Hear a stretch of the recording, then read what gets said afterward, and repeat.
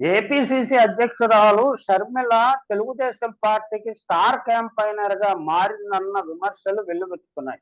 నిజానికి అది వాస్తవ దూరం కావచ్చు. ఇది వాస్తవ దూరం అని కేవీపీ రామచంద్రరావు గారు తన ఇంటర్వ్యూలో చాలా స్పష్టంగా చెప్పారు.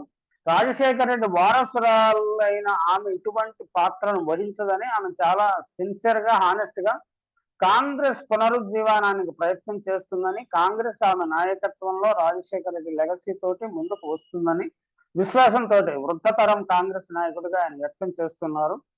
ఆయన వ్యక్తం చేసిన అభిప్రాయాలను గౌరవిస్తాము. కానీ షర్మిల ఆస్తి తగువులను పరిష్కరించుకోవటానికి దానిని రాజకీయ తగువుగా మార్చేశారన్న విమర్శలు అలాగే ఉండిపోయినాయి.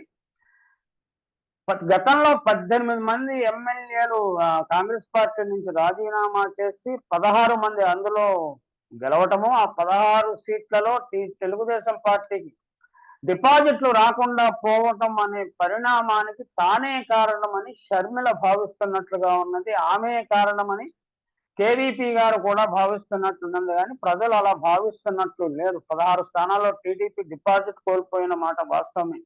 మేకపాటి రాజమోహన్ రెడ్డి గారు దాదాపు 3 లక్షల మెజారిటీ రావటం కూడా వాస్తవమే. షర్మిల ఆ మొత్తం క్రెడిట్ ను తన ఖాతాలో వేసుకోవడానికి మాత్రం ప్రజలు అభ్యంతర పెడతారు. వైఎస్ఆర్ వారసత్వం, జగన్ను కేంద్ర ప్రభుత్వం వేధించడం, ఆయన్ను సీఎం చేయకపోవటం కేవీపీ వల్ల అంత ఘోర పరాజయం పాలైంది కాంగ్రెస్ పార్టీ. అయితే కేవీపీ గారు చరిత్రను తెలివిగా వక్రీకరిస్తున్నారని చెప్పక తప్పదు. ఆమె వ్యక్తిగత సమస్యలు అంటే ఆమె నడిచి కాళ్ళు ఏదో లిగమెంట్ టేరింగ్ అయిందంటే హాస్పిటల్లో చేరారు. ఇవన్నీ తప్పకుండా మహిళలు కానీ పురుషులు కానీ ఎవరు చేసినా అవి త్యాగాలే. కానీ ఆ త్యాగాల పర్సనల్ త్యాగాలను రాజకీయాలకు ముడిపెట్టడము, లేకపోతే రాజకీయాల్లో వాటా కోరటానికి ఉపయోగించుకోవటం అంత సమంజసం కాదేమో ఆలోచించాలి. వైసీపీ విజయంలో షర్మిల పాత్ర ఉంది. కానీ విజయానికి ఆమె ఒక్కతే కారణం అన్నట్టుగా, ఆమెకి ఏదో 5% 10% పాత్ర తప్పకుండా ఉంటుంది. ఆమెకు ఆ క్రెడిట్ ఇవ్వచ్చు. ఆమెను రాజకీయంగా సర్దుబాటు చేసి ఉంటే బాగానే ఉండేదనే అభిప్రాయం చాలా మందిలో ఉంది. కానీ ఇటీవలి కాలంలో బయటకు వస్తున్న వార్తలను చూస్తే ఎందుకు జగన్మోహన్ రెడ్డి షర్మిలను ఎంటర్టైన్ చేయలేదు, రాజకీయంగా ఆమెకు ఓటా ఇవ్వకుండా ఎందుకు నెగ్లెక్ట్ చేశాదన్న విషయం స్పష్టమవుతుంది. సోనియా గాంధీని బ్రదర్ అనిల్ కలిసి జగన్ బెయిల్ ఇవ్వకండి, జైల్లోనే ఉంచండి, పార్టీ వ్యవహారాలు మేము చూసుకుంటాము, షర్మిలను ముఖ్యమంత్రిని చేయండి అని అడిగినట్లుగా వార్తలు వస్తున్నాయి. వార్తల్లో 10% వాస్తవం ఉన్నప్పటికీ అది చాలా భయంకరమైన వార్త. షర్మిలను ఎందుకు జగన్మోహన్ రెడ్డి ఎంటర్టైన్ చేయలేదు, ఇగ్నోర్ చేశాడు అనే దానికి అది పూర్తి సాక్ష్యంగా నిలుస్తుంది. అలాగే ఇంకొక విషయాన్ని కూడా మనం గమనించుకోవాలి. ఢిల్లీలో ఆప్ పార్టీ ఘన విజయం సాధించింది. ఘన విజయం సాధించడంలో కేజ్రీవాల్ పాత్ర ఉన్నది. కేజ్రీవాల్ పాత్ర కంటే ప్రశాంత్ భూషణ్, అలాగే యోగేంద్ర యాదవ్ అనే ఇద్దరు మేధావులు, ఒక ఆయన లాయర్, ఒక ఆయన సోషల్ సైంటిస్ట్, సెఫాలజిస్ట్, ఎన్నికల వ్యవహారాలు ముందుగానే చెప్పి అంచనాలు వేసే వ్యక్తి, వాళ్ళిద్దరూ పాత్ర ఉన్నదని కూడా మన అందరికీ తెలుసు. కానీ అలాగే ప్రశాంత్ భూషణ్ ఆప్ పార్టీ పెట్టినప్పుడు మొట్టమొదటి ₹1,00,00,000 విరాళం ఇచ్చిన వ్యక్తి కూడా ఆయన. కానీ తర్వాత ఆప్ పార్టీలో వాళ్ళ పరిస్థితి ఏమైంది, ఇద్దరు ఆప్ పార్టీలో లేకుండా అయిపోయారు. అది ఐడియల్ సిచ్యుయేషన్. అలాగే వైసీపీలో కూడా జరగాలని నేను చెప్పడం లేదు. కానీ ఇలా జరుగుతూ ఉంటాయి రాజకీయాల్లో, దాని తెర వెనుక చాలా కారణాలు ఉంటాయని చెప్పడానికే నేను ఈ ఉదాహరణ చెప్తున్నాను.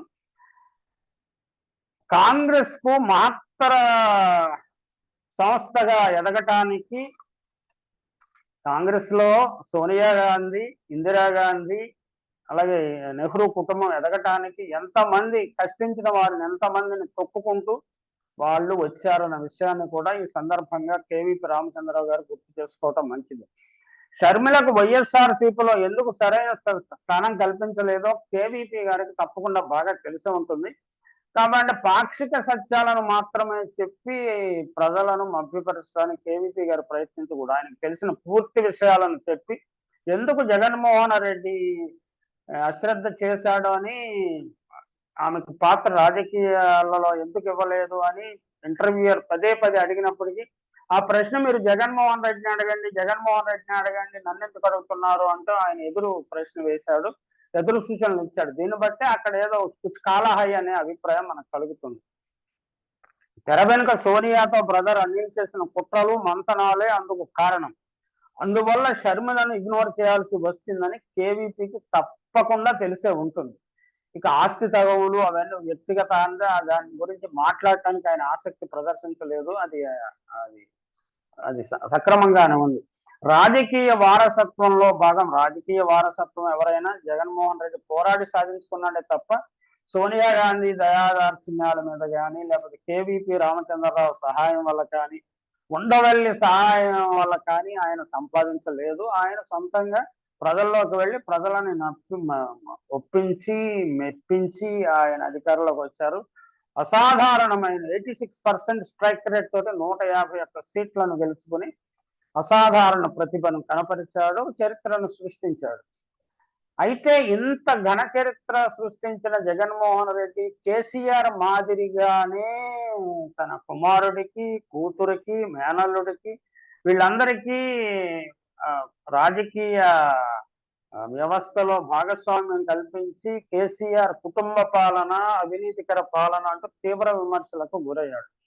ఇప్పుడు బ్రదర్ అనిల్, షర్మిల తీసుకొచ్చిన ప్రపోజల్స్ అన్ని యాక్సెప్ట్ చేస్తే జగన్ ప్రభుత్వం మీద కూడా అవినీతి ముద్ర పడేది. అలాగే వాళ్ళకి రాజకీయ అధికారం ఇస్తే ఆయన కూడా కుటుంబ పాలన అనే ముద్ర పడేది. తీవ్రమైన రాజకీయ ఒడిదుడుకులకు లోనయ్యేవాడు. పచ్చపత్రికలో విపరీతమైన దాడి చేసి ఇప్పటికే ప్రభుత్వాన్ని భ్రష్టు పట్టాయి. ఇప్పుడు కూడా ఆయన చాలా బలంగా ప్రజల హృదయ సామ్రాట్టుగా నిలిచి ఉండటానికి కారణం ఏమిటంటే ఆయన అనుసరించిన మార్గాలే.